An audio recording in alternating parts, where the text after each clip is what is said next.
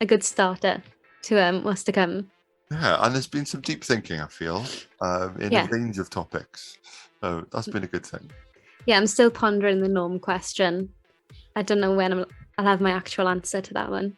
Yeah, I Um, think as a non-gnome fan, I probably don't know enough categories of gnome to to yeah. definitively decide. Yeah, I feel like I haven't got a lot of knowledge to back me up with my decision. So No, bit of might have to do some research. research. Yeah.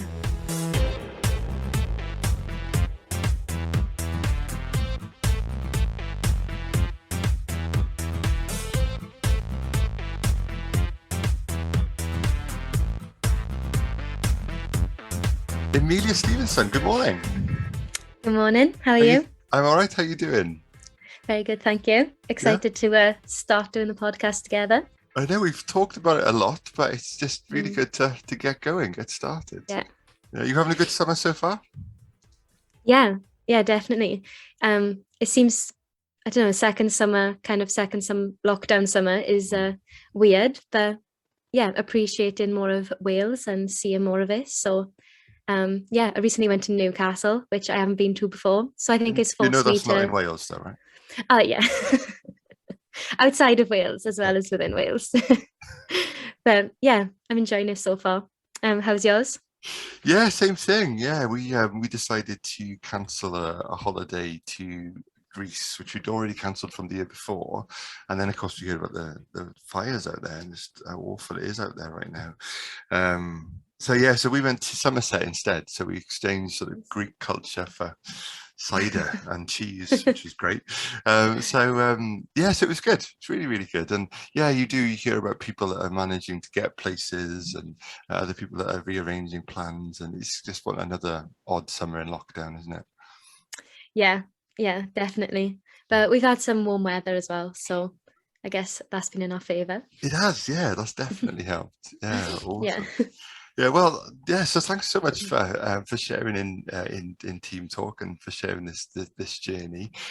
So we're just recording episode 0 today as a way to get started and let people know what it's about. Um, uh, People may not know, but we've had a whole bunch of questions sent in that range probably from the sublime right the way to the ridiculous and back again, just to get us started. But yeah, we've called it Team Talk because we want to create that sense that we're from different churches. I'm from Bethel in Whitchurch, and you're from Bryn Zion, aren't you, in Yeah, Aberdare? in But we're Aberdeen. we're all part of one team, and Yeah. sometimes we can lose sight of what God's doing in other ways. And so yeah, Team Talk I think is just a way of gathering us together and hearing from different people from all over Wales and even Newcastle beyond probably, just what God's been doing. Um, Mm. yeah, and that, when I spoke to you, that really chimed with a vision that you had something that you wanted to explore as well, which is awesome. Yeah, yeah, definitely. Like I've been an intern up in Zion for the last year, and one of the things that was really on my heart going into the internship was uniting like the people of the churches. Mm, And it just suddenly, like a thought struck me that I could live just up the road from someone who I could be very good friends with, or who is also a Christian, but I don't know them and I don't know who they are just because we go to different churches. yeah, yeah, So we yeah, would yeah, never speak or, yeah. So, and I just kind of thought, like, how sad that situation is and yeah, how much we could do for the kingdom of God if we actually all came together, absolutely. like in unity. Yeah, and I Yeah. think as well, you hear about things that are happening, or you get an email, or you hear like a phrase being mentioned. But the exciting thing for me, or the important thing, is the person behind it, isn't it? What God's Mm. done in them and how God's led them. And so, yeah, selfishly, there's just loads of people I'm really keen to chat to and Yeah. find out more about. And yeah, we've got some great people lined up for Mm. this one. We think we'll do an initial series. We're not quite sure how long it'll be yet. Maybe Mm. 6 or 8 weeks, depending on who wants to talk to us. Yeah. But like next week, we've got Dan Jervis lined up, the Olympic swimmer, Mhm. who I know from swimming. So Yeah. that'd be a great way to get going, get started. Yeah. Yeah. Definitely kicking her off with a good A guest. splash, No, yeah. yeah, literally with a splash. Yeah. But yeah, it's super exciting, and yeah, I'm looking forward to just being able to tell stories and tell testimonies, and yeah, just share that with more people. Yeah, awesome. Mm. Fab, well, we've had a whole bunch of people share some questions with us just Yeah. to find out more about us and about this. So if I share the first one. Hello, John and Emilia. I am very excited for the new Team Talk podcast and really looking forward to listening to it when it comes out. Here are my questions for you today. First of all, what job did you want to do when you were a child? What do you hope the Baptist family will gain from the Team Talk podcast? Thank you, Mark. Starting us off. Yeah. That's good. So, what do you want to go first? What job did you want to have when you were a child? I had a few. I think the earliest I can remember is I wanted to be a teacher. But that was because I liked the idea of being in control of the whiteboard and writing everything on the whiteboard. That is the I most just, important thing, I think, about being a teacher. Definitely. yeah, I think I definitely like idolized the whiteboard. It was, I don't know why, but I thought it was great. And then I wanted to be a marine biologist. Wow. And I was super interested in it. But as kind of the years went on, I slowly realized there was less of an interest in the biology and more of an interest in potentially having my own pet dolphin. There just weren't enough whiteboards involved, was there, in marine No, biology? no, and for the well, I say most recent. I'd say when I was around 18, I wanted to be a spy. Nice. But in retrospect, I probably would have been terrible at it as well. But yeah, I really wanted to be a spy and work for MI5. Wow, wow, that's so quite diverse range of things you want to do. Do you have a whiteboard now in your life video? We could probably get you a whiteboard.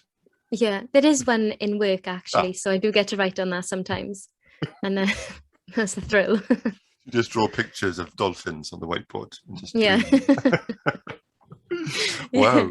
Awesome. Yeah, like you, I think there was a whole range of things I wanted to do. I remember as a kid, we were on holiday somewhere and we were near a beach, and randomly there was this clown show advertised. We went along, and it turned out at the end of the show, this guy ended up giving his testimony, sharing the gospel. I remember as a kid thinking, that's what I want to do. I want to, and I don't know if you'll remember this, but there was a musical, it was massive when I was a kid, called Barnum, with a guy called Michael Crawford in it. It was on TV one Christmas.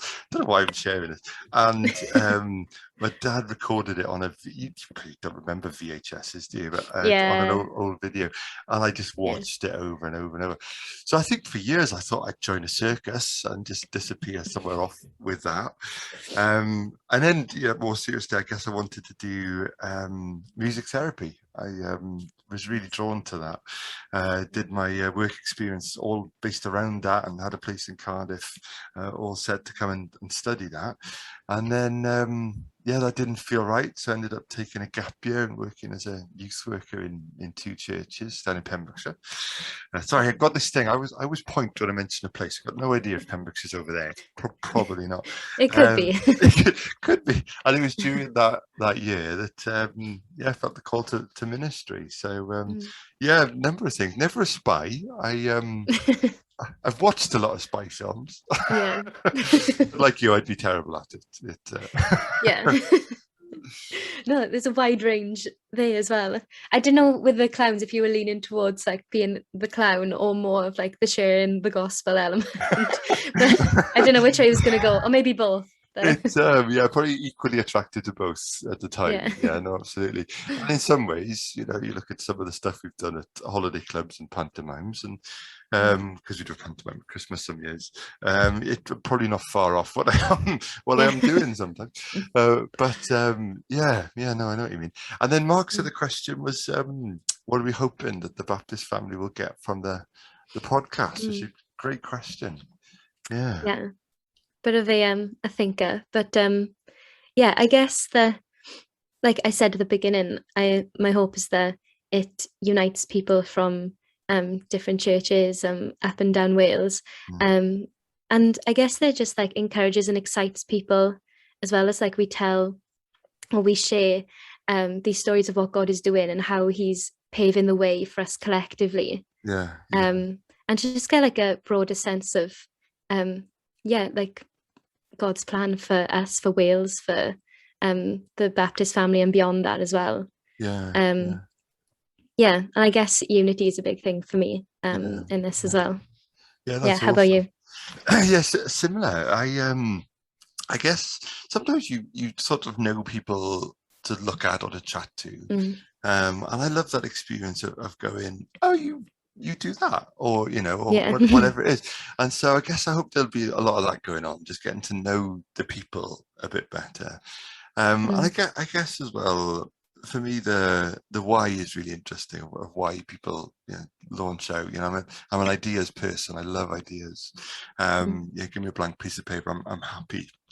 And so I'm hoping that we can share good ideas, but more than that, more than just, oh, here's something you could do, because you can find that anywhere if you Google long enough. It is the how has that come about? Because it's hardly ever as clean or as clear as we think.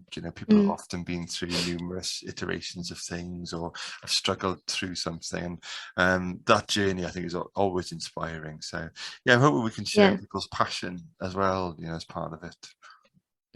Yeah, definitely. I think you always hear of like, oh, this person planted a church, or this person started this ministry, and it all sounds amazing, but there's often so much, like there's such a big story behind that, and like years of waiting and going through different seasons. So I think unpacking some of those stories will be amazing. Yeah, because I think the often you get a very tidied up version, don't you? It's like a very people have got a slot to share something, or they write at the end of an email, or sorry, this is a long email, and you just know there's more going on.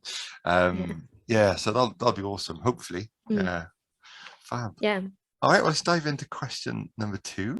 How long have you been a Christian, and how does walking with Jesus affect your everyday life? Awesome. Another big one.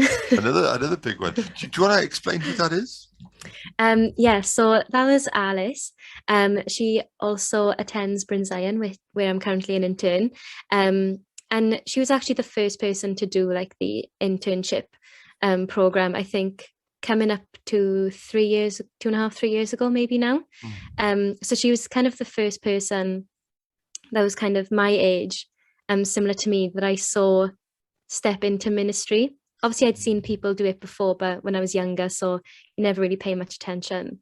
So she's the first person that I kind of saw respond to that call and step into ministry, which I think definitely had a huge impact on my decision then to do that. Not to so much follow in her footsteps, but it just kind of opened my eyes to wider possibilities then. Alice is currently the youth and community worker at Bryn Zion, so she leads our youth group and does a lot of community outreach, and she's also just stepping into training to be a minister with the Baptist Association as well. Great. So and she's a great friend as well. We'll have to get her on sometime. We'll be here for days, but we definitely will. It'll have to be like a multi-session, multi-episode. So I guess two parts to that one. How do you become a Christian, and what's it mean to you in your everyday? Do you want to shoot first? Okay, so I guess I've been a Christian in the sense that I've believed in God basically my whole life. I started going to church when I was very young, and I always remember it being my decision that I wanted to go to church every Sunday, but as a teenager, kind of stepped back and stopped going and just wasn't really interested. So I think it's more within the last 2.5, 3 years again that I decided and kind of made a commitment then, and wanted like a relationship with Jesus. And that's been the last kind of 3 years of my life, really, is just pursuing that.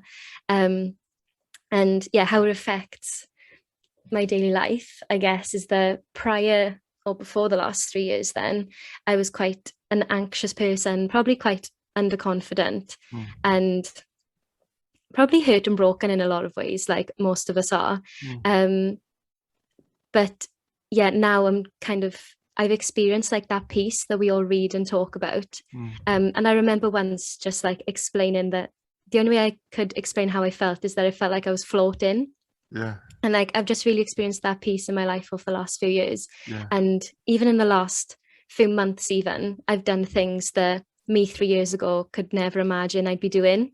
So yeah, I guess how it affects my life is that I've been filled with a confidence above my own. Yeah. And yeah, just that peace really, which is indescribable. But yeah. It is indescribable, isn't it? It's that whole thing about, you know, your past is dealt with. You know, you and God are okay. Forgiveness has been, you know, done its work. Grace has happened. It's hard to capture in words, isn't it? What that experience is like for people. Definitely. Yeah. Yeah. Yeah, definitely. Yeah. Awesome. So yeah, my dad was a minister from before when I was born. So I think he was training for ministry when I was born, and so my whole life I've gone to church. So 9 months before I was born, literally I was in church. And so yeah, for me, I sometimes people talk about a moment of realization or dramatic sort of conversion.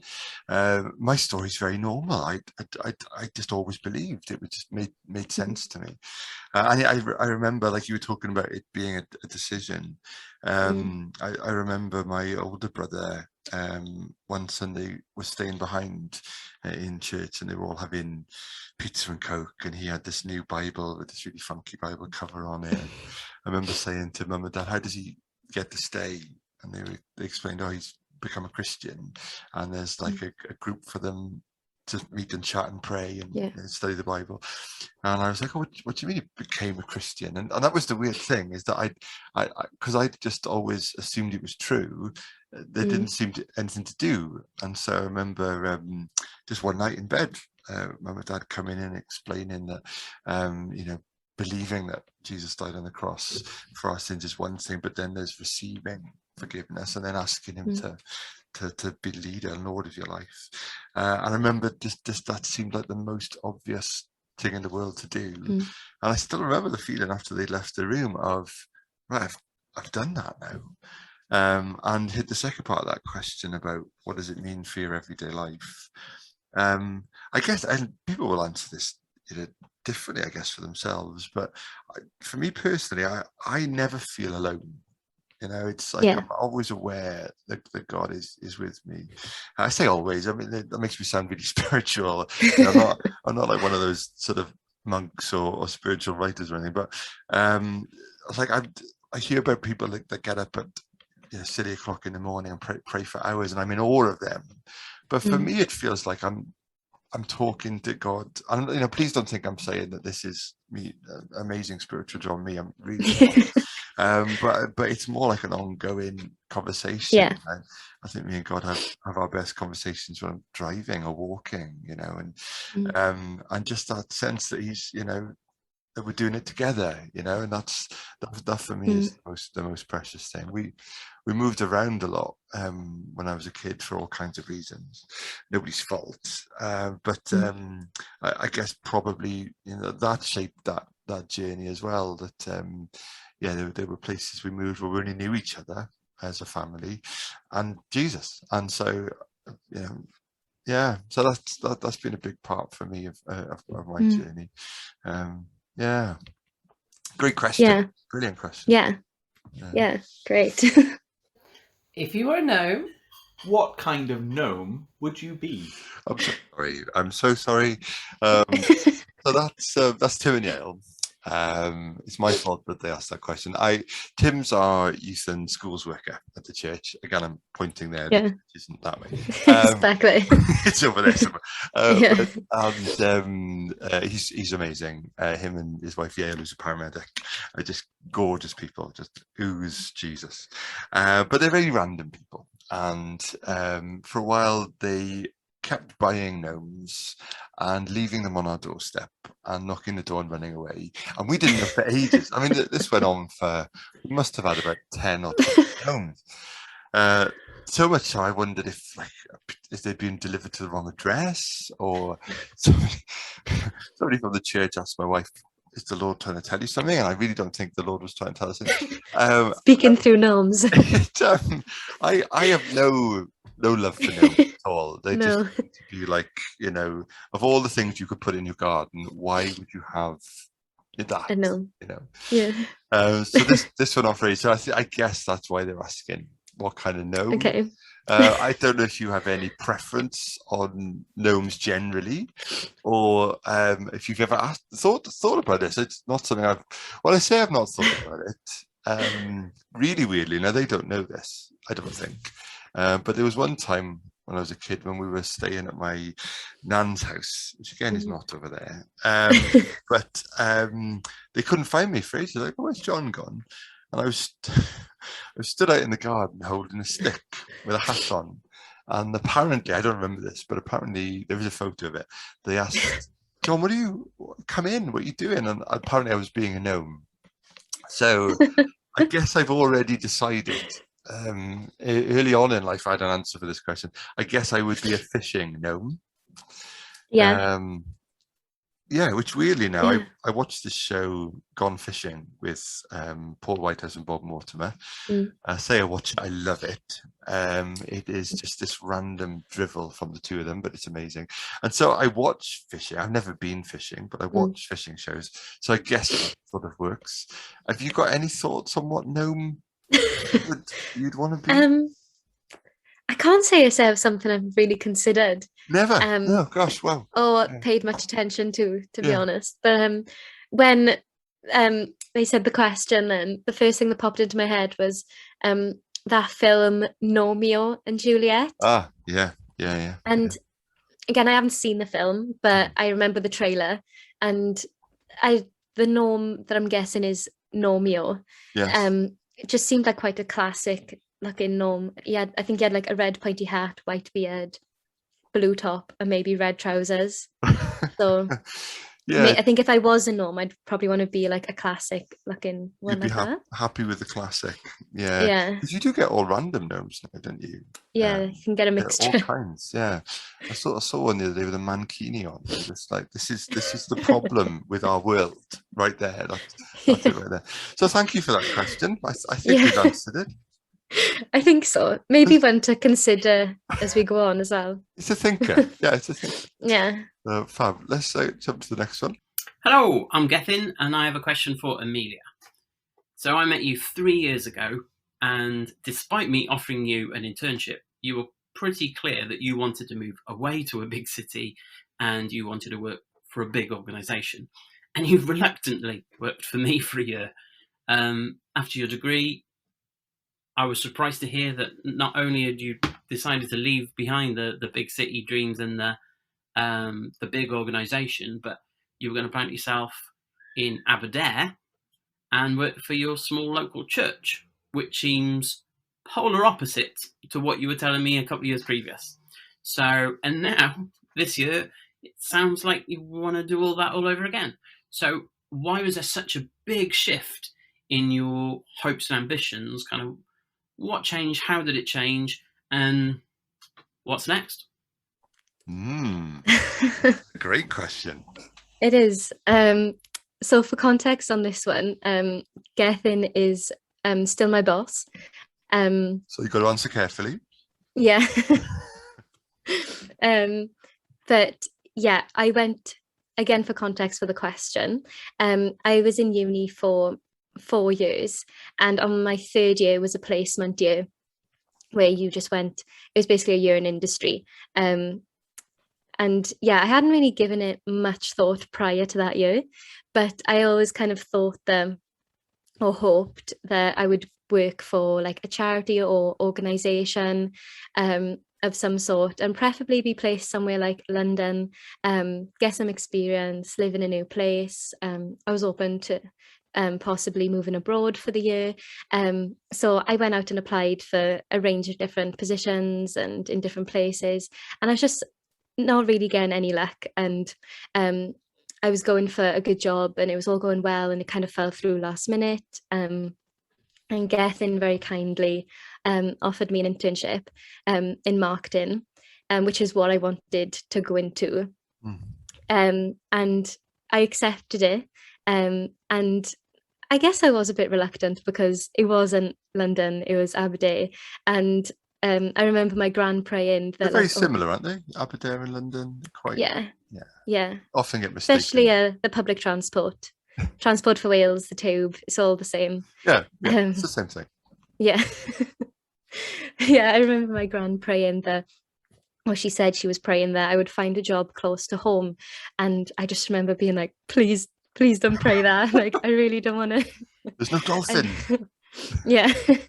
But yeah, I did end up being close to home for that year. And I guess that's when my ambitions and maybe hopes started changing, because being at home meant that I was part of Bryn Zion a lot more. I started going to the services, and I was part of the youth group and Bible studies, and throughout the year, just kind of all the things I probably would have said no to previously, I was just kind of instinctively saying yes to, like anything that was going on.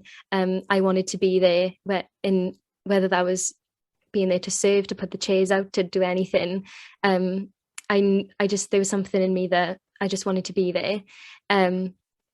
Even to the point where Alice, who asked the question earlier, on one of the youth sessions on a Friday, she asked if I wanted to lead like I guess it was kind of a discussion group when we broke off into small groups. And at the time, that was probably my worst nightmare. Number one, to like lead a discussion and to like speak in front of people and to like be in charge of the flow and answer questions. Like, what if I didn't have the answers? And before I could even say no, my hands or my fingers were just typing yes. Like, before I could think about it, like I was just like, yeah, no problem, I'll do it. And yeah, I guess there was kind of a shift over that year. And yeah, and I definitely learned a lot through my internship with Gethin as well. It definitely made me a lot more confident, and changed my work ethic, I think, as well, going into like my final year of uni and everything. And I remember being in a car with a friend towards my my final year of uni, and they were asking what I wanted to do. And at the time I was applying for a master's in public health policy, because that's what I wanted to go into. It was something I was quite passionate about. And but I just kind of said that, like, actually where I'm happiest and where I feel like my heart's on fire then, and like I'm doing something, is when I'm in the church and when I'm helping to serve, or whether it's doing anything. And that's, I guess, when I kind of first felt kind of a call to ministry. And for a while I kind of went back and forth with, okay, is this something I do after my master's? I wanted to do it in Edinburgh, so I guess kind of a bigger city. Yeah, is this something I do after that, or is this something for now? I couldn't quite decide. And maybe I wanted it to be one more than the other, I don't know. But I remember being in a worship night kind of halfway through my final year, and it was just kind of in the middle of a song, and I just kind of prayed in that moment, like, okay, like I'm in, like whatever it is, God, wherever you're calling me to do. I don't know what it looks like, I don't know what I'll be doing, but I'm gonna commit to it. And yeah, for the last year it's been interning in Bryn Zion, and yeah, I guess from now onwards it's kind of one day, 1 month, 1 year at a time, wherever I'm called to be. And yeah, just listening to God. And I guess that's when my ambition changed. It wasn't like me striving for something, but just kind of following in the path that God is clearing for me. And sometimes that's really scary, but it also takes a lot of pressure, like, off me and myself as well, because I'm just following God. And it's kind of scary but exciting at the same time. That sounds awesome.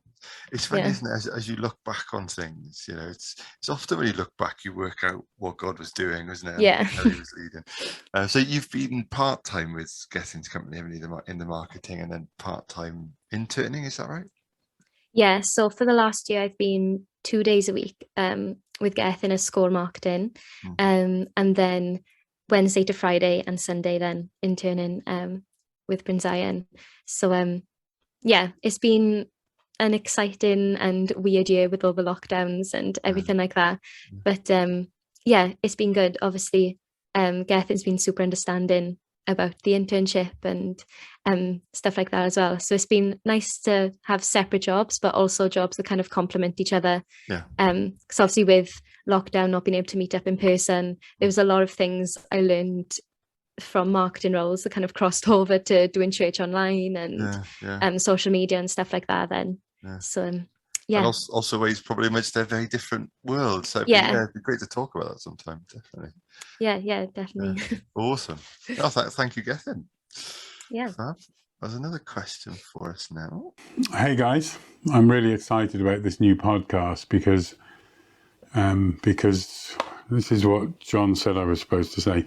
Because I'm in love with the sound of John's voice and could listen to him for hours and hours, his wisdom just makes me weep.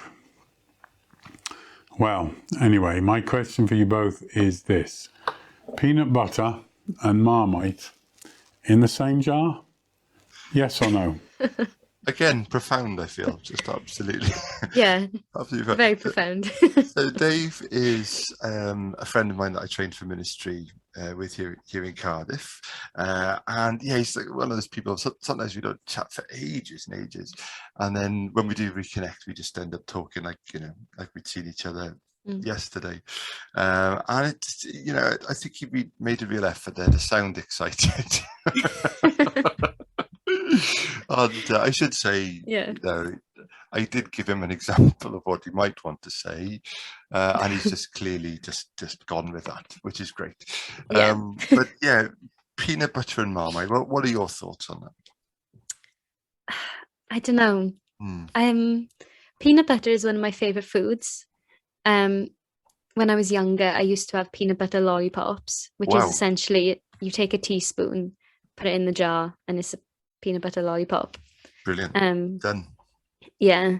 It's a great snack. And I recently tried Marmite, maybe last week before. Okay. And I didn't dislike it, but I put way too much on, and it was not a good experience for my taste buds. But I think I would like it. But to put the two of them together, I'm not. I don't know if that's a collision of worlds. It's a big ask that we don't need to experience. I hate Marmite. I've tried to raise the kids. My wife Amy loves it. I've tried to raise the kids better. I'm failing with my daughter, but it is everything that's wrong with the world in a jar. It's horrible. In fact, like sometimes I'll make Marmite and toast for Amy and my daughter Lois, and they'll say to me, "Oh, you've put too much on." Now, usually, if I like something, too much is great. So that's got to tell you something, hasn't it? If you do like it, but you don't want too much of it, I think that's and why would you take something as heavenly as peanut butter and stick it with I don't understand the peanut butter goes great with some stuff, jam, peanut butter and jam. I'm not opposed to peanut butter and banana sandwiches. I've had that, it's really nice. And obviously there's like the Reese's, so it goes with chocolate. It does, yeah. And that's a proven, that's got a track record. I mean, there's a whole industry around that. I just think Marmite are trying to creep into another industry there. I think they're two separate worlds. Yeah, they've maybe tried to jump out of their lane and they need to get back into people who like things that are very bitter and salty. Yeah, because peanut butter is quite sweet, isn't it? So I just can't, unless that's the secret. But it's not something I'm willing to. You can't play around with this. I think it's yes or no. And with all due respect to Marmite lovers everywhere, and indeed to Marmite themselves, it's a no from me, I think. Yeah, respectfully no. I hope it was respectful. Well, there's one more question. Hi, John. All the best with the podcast. My question is, what kind of food do you think we're going to eat in the banquet in heaven? So yeah, so some of you may recognise that was my mum, because I think it's like the law that if you're a Christian in South Wales, you have to know my mum and dad. They just seem to know everyone, and everyone knows them. So yeah, her question was, what do we think we're going to eat in the banquet in heaven? So we're back to the more sublime kind of questions, which is good. I think after the last conversation, we can rule out Marmite. I think I can say theologically, on fairly safe grounds, there'd be no Marmite in heaven, and an abundance of peanut butter, probably. Yeah. Yeah. Crunchy and smooth. Perfect combination. Yeah, absolutely. Yeah. In fact, I think that is the tagline for heaven. As you walk in, it's on the sign. Crunchy. Yeah. No, I think it's a good question though, because it struck me a while ago that Jesus has a resurrection body, doesn't he? And we're told we're going to have bodies like the Lord's body. And after the resurrection, one of the ways that the Lord proved he was present, he was really there, was by eating in front of them some broiled fish, I think it was, which, by the way, I love fish, and I love the fact that Jesus is eating a lot in the Gospels, and he seems to love fish. Yeah. So yeah, it's kind of a mystery as to whether some of those passages are meant to be taken as a picture of fellowship or enjoying something, or whether they're meant to be literally true. But yeah, it's easy to think that we're going to have spiritual bodies in heaven, or heavenly bodies, but the Bible does talk about us, the mortal, being clothed with immortality. So it's a big question, isn't it? But I guess we won't eat because we need to, because we'll be sustained by the Lord's power. So it won't be that we need to eat. Yeah. I don't know, it's tricky, and this is not theologically sound, it's more my imagination, but it kind of goes from, when I picture it, it goes from quite a Victorian looking banquet with like the huge roast chickens and and like cooked vegetables and stuff like that, to then more of like raw fruit and vegetables kind of thing, but like quite exotic, like fruit and stuff. So there's two drastic differences there, and I'm not sure which, again, not theologically sound at all. But yeah, in my head it could be one or the other. It doesn't feel unsound though. I think obviously it strikes me when we have communion together that the Lord says to the disciples before the first Last Supper, or the first of many Lord's Suppers, I guess, he says to them, I've been eager to eat it, because I won't eat of the fruit of the vine again until it finds fulfillment in the kingdom of heaven. So I guess communion will somehow be part of that experience of heaven, but a fuller understanding and experience of it than we get here. I remember my wife, again, Amy, telling me that she'd had a discussion years ago with her family about eating in heaven, and one of her brothers just being convinced that they were going to eat grapes in heaven. But again, no, probably because, like you were saying, of all the paintings that we've seen of heaven, you probably imagine just sort of lying back on this cloud and being fed grapes. But yeah, I think it's meant, however we understand it, literally or figuratively, it's meant to be this picture of not eating, not because we need to, but eating like together because we want to, because it's out of celebration. And yeah, definitely. So I don't know what it'll be. The Bible seems to talk about wine an awful lot in terms of the fulfillment of the kingdom, but obviously it won't be it won't be like a drunken experience, but I guess if I had to land on one thing, that seems like a safe place to land. And there'll be no Marmite in no. Yeah, I can agree with that one. I think no Marmite and bread and wine. Yeah, absolutely. And then if anybody else has more revelation, then let us know. Find us on because I know you're going to be running the Instagram account for this, and then the South Wales Association of a Facebook page. Let us know what the answer is. yeah, if you have any revelations, or if God reveals to you what we'll be eating in heaven, then I'm very intrigued. So I imagine now it'll just be this this huge response from the Marmite eating community. You'll be furious with us for just definitively ruling that out. And please don't just bomb the Facebook page with that. That would be that's not quite the sharing that we were hoping for. yeah, maybe minimal Marmite content. It would be just generally in life would be better. Yes, yeah. I agree with that. Oh well, this has been great, and really looking forward to sharing the conversation with more people as we go forward. Yeah, definitely. I think it's been a good starter to what's to come. Yeah, and there's been some deep thinking, I feel, in a range of topics. So that's been a good thing. Yeah, I'm still pondering the gnome question. I don't know when I'll have my actual answer to that one. Yeah, I think as a non-gnome fan, I probably don't know enough categories of gnome to definitively decide. Unless we made up our own, maybe we could start there next week. Come up with our own category or genre of gnome, if such a thing exists. Because I'd feel on safer ground there, definitely. Yeah, I feel like I haven't got a lot of knowledge to back me up with my decision. So bit of might have to do some research. Yeah. Awesome. Oh, well, thanks so much. Thanks for listening, everyone, and we'll catch you next week. Thank you very much. You've been listening to Team Talk, a new podcast series from the South Wales Baptist Association. If you've enjoyed today's episode, don't forget to like, share and subscribe. Find us on Facebook, YouTube or Instagram. And for more information, check out swba.org.uk/Team Talk. Thanks for listening.